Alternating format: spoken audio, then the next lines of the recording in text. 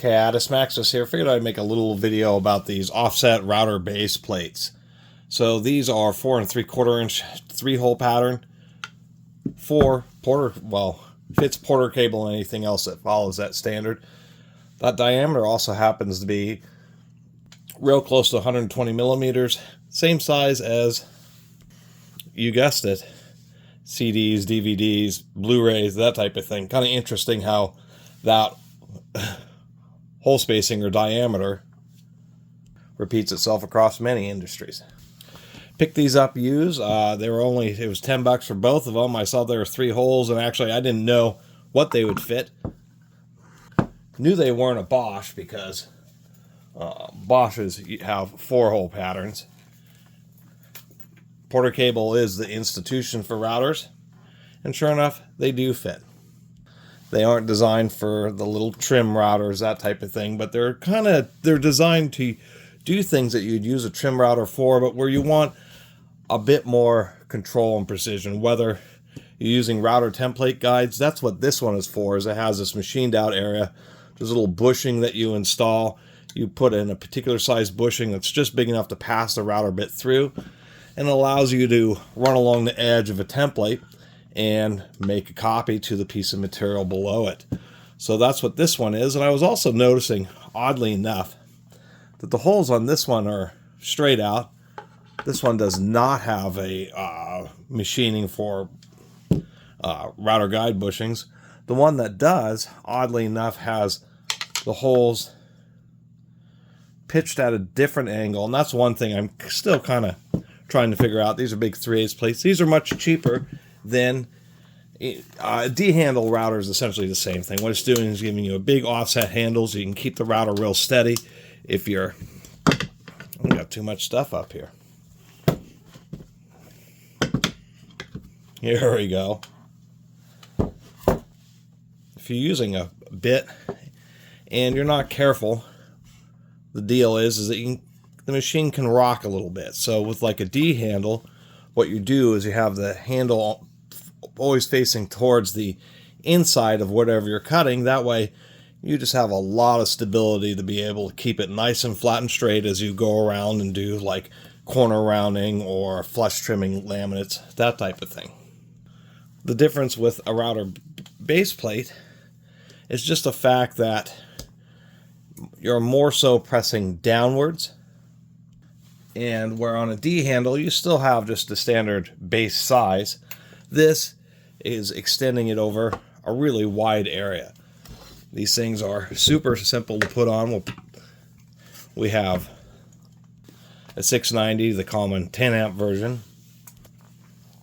Anyway, trim routers are great for basic stuff, but that's what they're notorious for, is rocking around, and maybe you have to repeatedly go over edges to really make sure that you get them properly. Even though as an example here, I happen to have let me get this a little looser here. So anyway, back to our example here. Even with a full-size router, if you're not careful to make sure to kind of pull this inward handle when you're using an edge bit, it really wants to rock around. It doesn't actually, if you're using a template guide, it can ruin it, but going around the edge, it just means that you're going around the edge, and you'll notice there's like a little warble, and you'll have to go back over it again just because it's teetering. More than 50% of the weight's teetering off the edge, off the side of the workpiece, and so it wants to tilt over.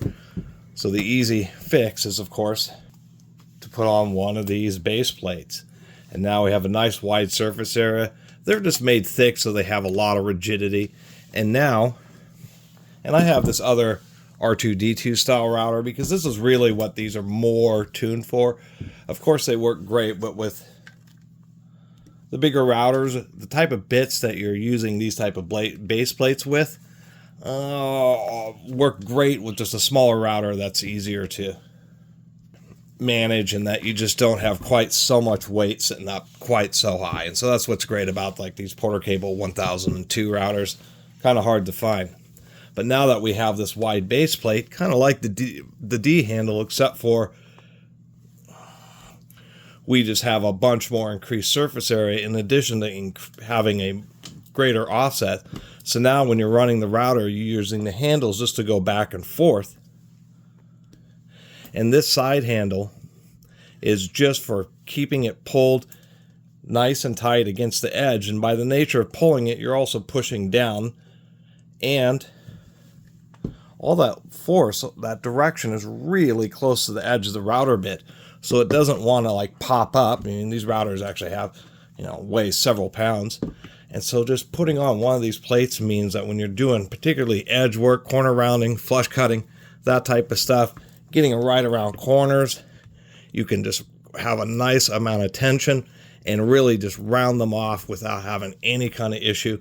Having the router tilt backwards just is no longer a concern. And it's actually kind of surprising, and it's a cheap upgrade to basically get.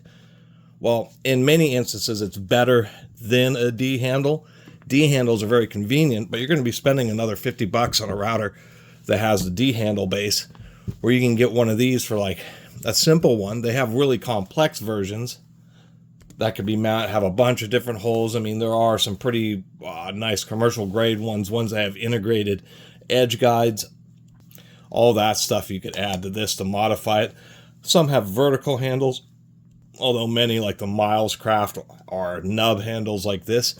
And that's just the deal with these things.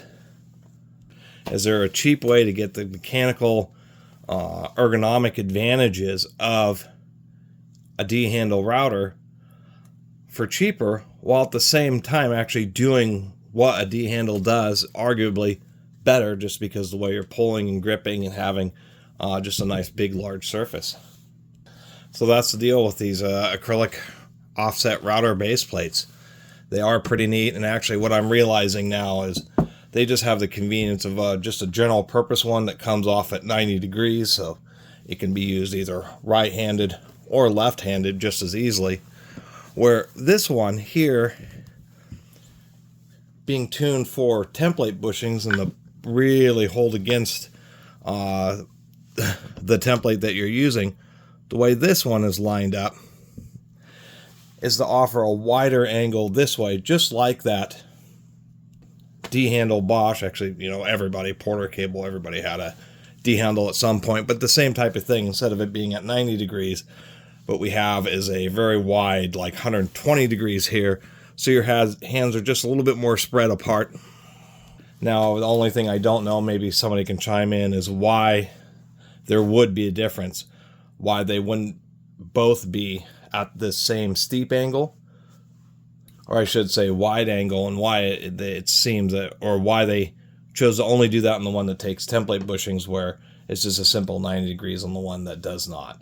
That's the one thing that confuses me a little bit, but other than that, I think these are kind of cool, and they were just kind of a random find.